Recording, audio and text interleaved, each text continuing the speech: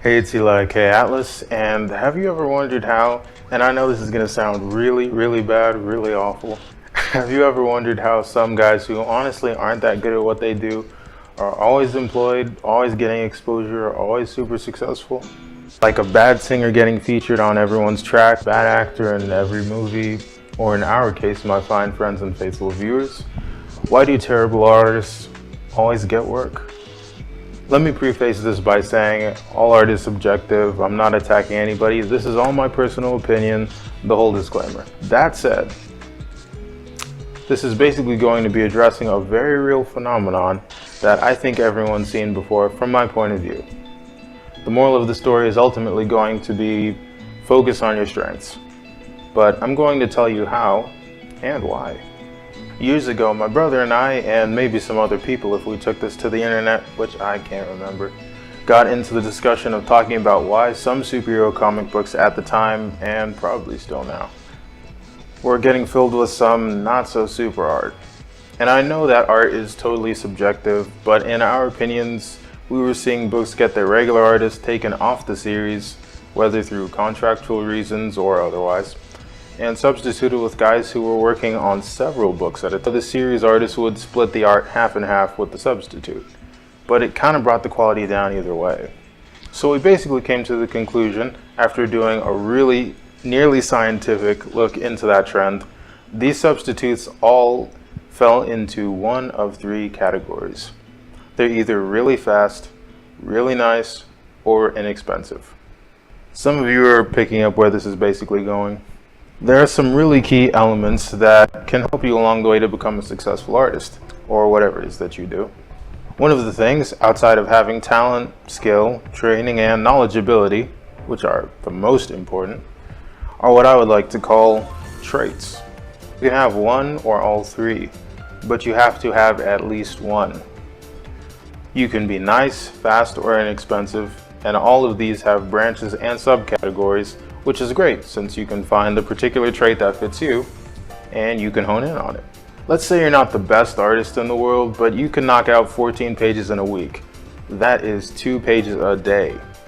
We're talking sequentials. Now you've got customers that come to you and they need their pages done right now, okay? And now you've put a quarter of your competition out of work because no one is as fast as you. Or let's say you've got a client with a horror story about a guy that he worked with who was super rude, never open to suggestions, super expensive, all of the above. But you are a naturally easygoing person, you're always open to suggestions, and to top it off, your pricing is excellent for them. But not too low for yourself, of course. Once you're done with their work, leave a nice call to action for them to tell any of their writer friends or other people who need work to contact you, and they'll put in a good word listing your qualities and your traits. And for subcategories, there are different kinds of fast and nice and inexpensive. Let's say your thing is doing inexpensive and affordable. How do you do that? Well, you don't have to drop your rates to clearance sale prices. Skip on charging for a revision or two, 1 or 2 times, and maybe do a bulk deal or a buy one get one free.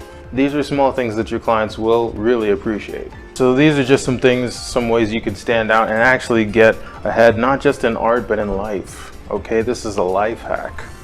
But don't just hone your personal strengths. That would be something anybody could do and won't really set you out from the crowd.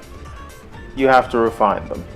You have to perfect them and the parts of your personality that really make you good and really make you you. Get to the point when people talk about you but can't remember your name off top, they go, "Hey, you know so-and-so? Oh man, you mean that guy who's really fast? You mean that guy who's really inexpensive? You mean that guy who's really nice?" Exactly. That about wraps it up for this video, you guys. If you liked the video, if you got something out of it, please like, subscribe, share. All the links will be below to everything that you need from me, all the sites that you are on. I am also, so make sure you follow me on Facebook, Instagram, DeviantArt, all that stuff. Links will be right down here. And definitely make sure you check out some of my other videos on related topics. I'll put some cards right up there as well. So let me hear back from you guys, by the way. I want to know, do you kind of find this a little bit true about guys falling into categories where they're not the best at what they do, but for some reason people just kind of gravitate towards them? There's a pretty good chance they fall into one of these three categories. They're either really inexpensive, really nice, or they can work really fast. Like I said, there are subcategories, so you can find out what they're doing right, and you can also hone in on that yourself. Because as a great man once said, it's not about being good. You actually have to have other skills outside of your skills that make people want to be around you, basically.